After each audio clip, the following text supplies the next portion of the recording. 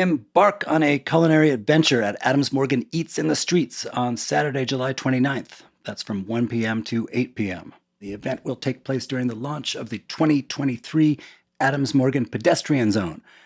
That's the 2300 and 2400 blocks of 18th Street Northwest. Eats in the Streets will showcase approximately 50 neighborhood restaurants and retailers where attendees can sample cuisines from across the globe, purchase meals to go, and enjoy free entertainment, including live musical performances. The event is brought to you by the Adams Morgan Partnership BID and sponsored by Aetna. More information can be found at admodc.org/eats. That's admodc.org/eats.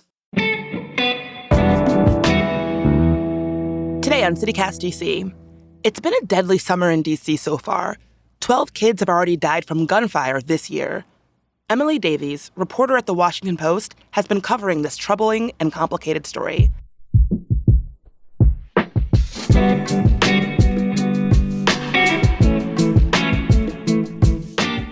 Today's Tuesday, July 25th. I'm Bridget Todd, and here's what DC is talking about.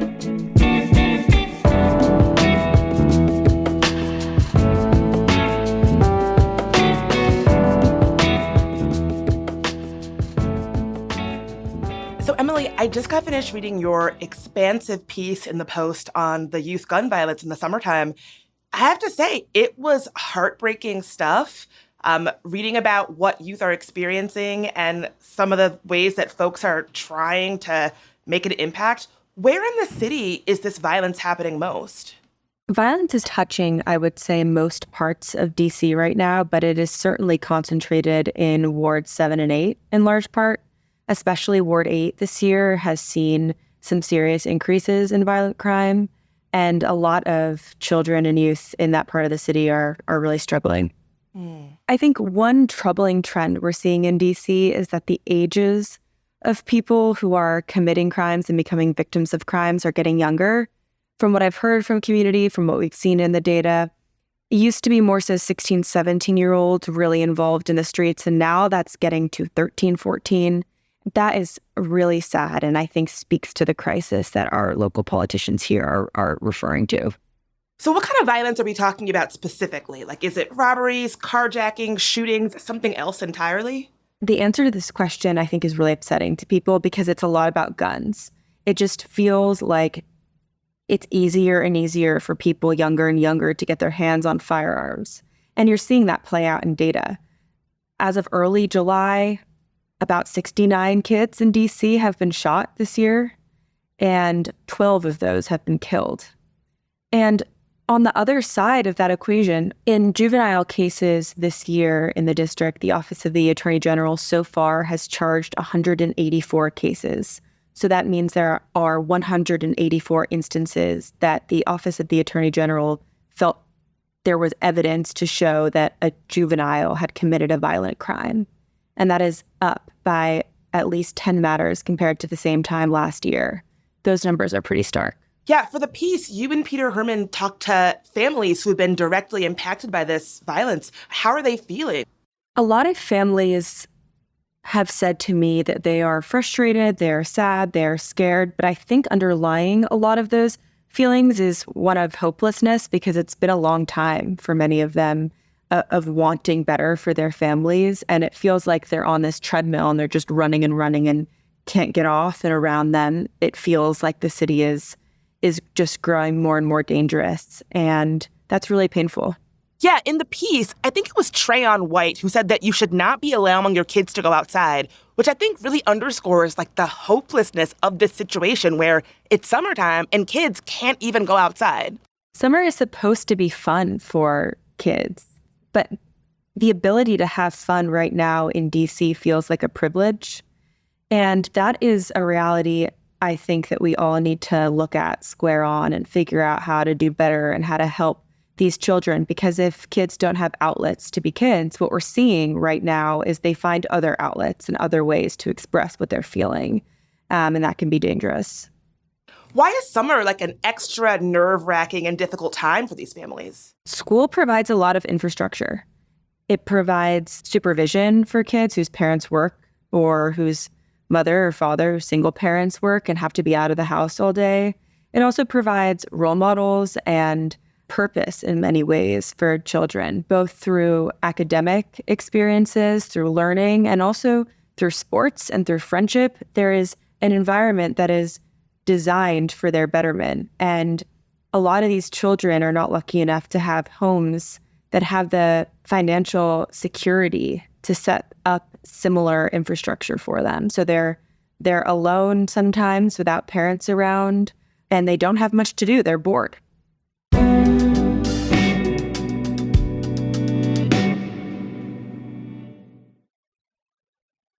I know that Mayor Bowser has declared youth violence in the city an emergency. That was last year, but since then, things have gotten even worse. Do you have a sense of what she's trying to do about it from a legislative perspective? Yes, this is a big topic of conversation in terms of policy, in terms of community support and infrastructure, in terms of schools, policing, violence interruption. It spans pretty much every department in government right now in one way or another. Parks and Rec, another good example. And there is a lot of tension and disagreement right now in the city about how to handle youths who are prone to or vulnerable to committing or becoming victims of violence. And there are some people who believe that we need to, as former Police Chief Conti has said, sit kids down who have committed violent crimes or have been accused of committing violent crimes. That's another way of saying that we need to detain them in youth detention centers. And then there are other people who believe that incarceration of any kind for somebody younger than 18 only makes them more likely to recidivate. And that question is very complicated and is playing out right now in City Hall as the DC City Council has taken up and passed emergency legislation that makes it easier for judges to detain certain juveniles before their trial. How do you think that's going to impact youth violence? It's really hard to tell. The hope from some people is that we'll set an example for other children who are considering committing crimes by showing them that if you perform an act of violence, then you will be removed from your community. And in a similar vein, there's hope that it will teach the child who already has been accused of committing the crime that there are consequences, and those consequences are serious and painful. And that together, that package will serve as a deterrent. There are other people who feel that punitiveness is actually counterproductive and that children and teenagers don't learn that way. And I think time will tell in DC how this plays out and if that legislation actually changes the way that judges are treating juveniles. It's important to remember that children and teenagers who are affected by this legislation have not actually been convicted of crimes. They've just been accused of crimes. So it's complicated. It's really complicated. Is this one of those situations where we have any data that can help us, say which way this might go? Like, you've mentioned that there are people who think that any juvenile who is introduced to the criminal justice system as a child, that will only increase the likelihood that they will go on to commit more crimes. Does the data paint a portrait about this? There's a really interesting division in the way that the effect of juvenile pretrial detention is discussed. Experts and advocates cite a lot of studies done by professional organizations, by data analysts, to show that kids and teens who are detained or who come into contact with the criminal justice system are more likely to recidivate or to be charged again with another crime. That would suggest, they argue, that detention for children and teens in DC will not keep the city safer. And it will, in fact, risk making the city more dangerous, because if we detain more children, then they are perhaps, data shows, more likely to recommit crimes. However, that is a really hard argument to land in communities across DC where a mother has lost her son to a shooting and then sees that child who she believes killed her son on the corner of her block 2 days later. And it's one of these real tension points where maybe the data suggests one thing, but the lived experiences of people would point to another. And so you see that dynamic playing out a lot right now, those conversations where it feels like people are talking past each other using different types of evidence to make their points.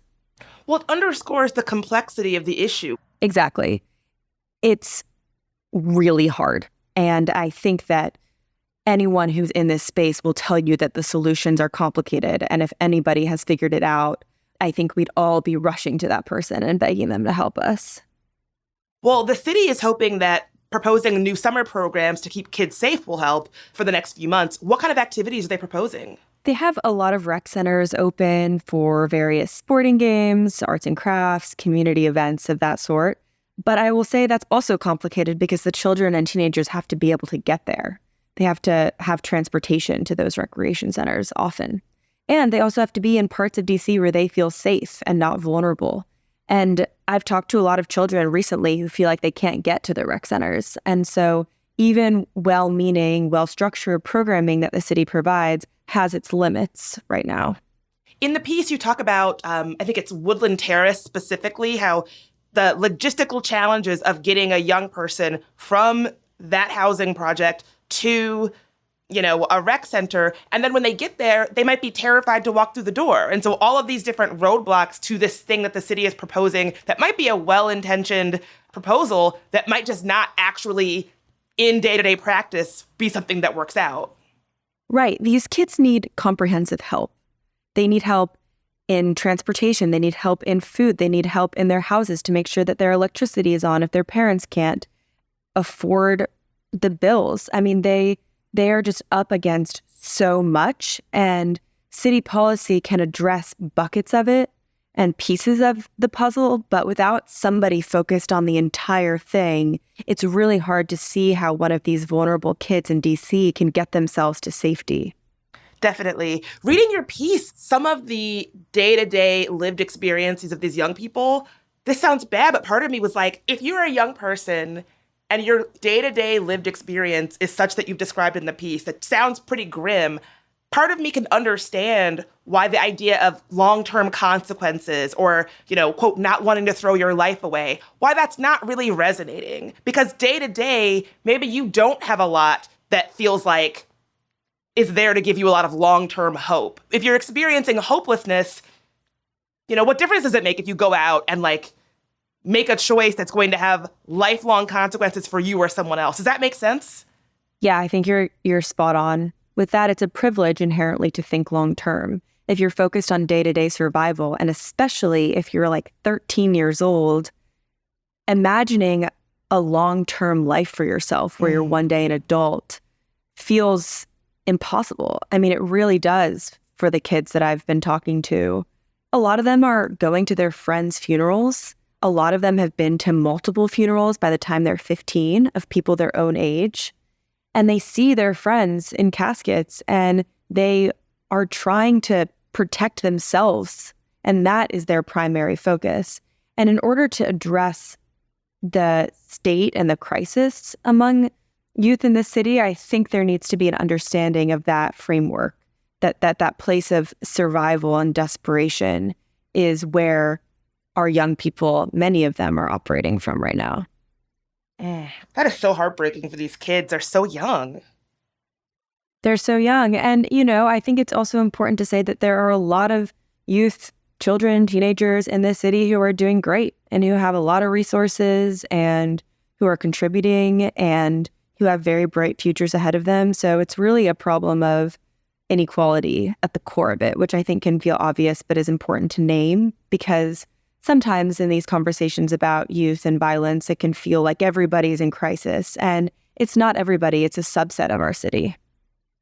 Having lived in DC a long time, I'm pretty familiar with crime in the city and what it looks like. And so, when you're thinking about ways to keep yourself safe, you're thinking I don't want someone to steal from me. I don't want somebody to take my car. But it seems like increasingly, it's not necessarily a young person who wants to take something or get something. It's social media slights or somebody bumps into you on the street. These interactions that you or I might have and brush off and forget completely that then go on to have lifelong consequences for young people. Is that something that you're seeing bear out? Yes, I think that is an accurate characterization of what's going on. Social media beefs over YouTube videos, over Instagram. That is fueling a lot of violence in DC. And I would put that in a separate category of maybe strangers interacting on the street and those interactions turning sour and then deadly because there's a gun involved. There's crew sort of feuding among young people that really often does happen over, it appears to be issues of pride and loyalty, and a lot of that is playing out on social media. And then there are these random acts of violence where two people are talking, they might know each other, and suddenly somebody pulls out a gun and ends a life. And they're both hard to understand in different ways. And they sometimes are overlapping in terms of the people who they affect. But I think the strategy of policing and of interrupting violence can differ slightly depending on the issue. So from all your reporting and watching and interviewing, do you think the city has a handle on this at all?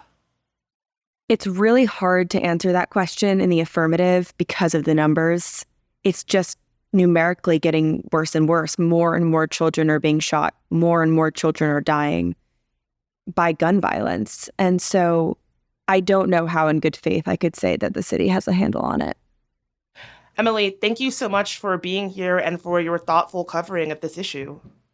Thanks for having me.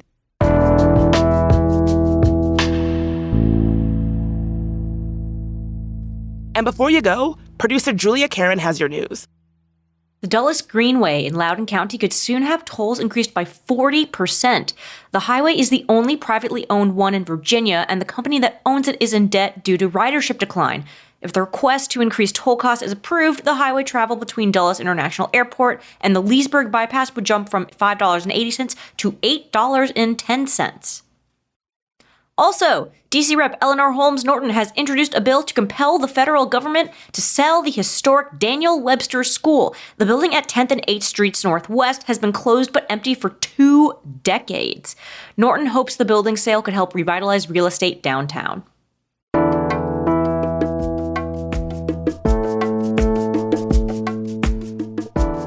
That's all for today here on CityCast DC. If you enjoyed the show, why not tell a friend, rate the show, leave us a review, and subscribe to our morning newsletter.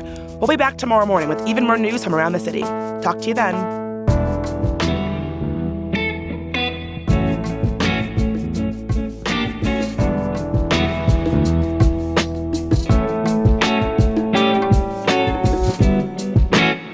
Is there anything about this issue that I did not ask that you want to make sure gets included?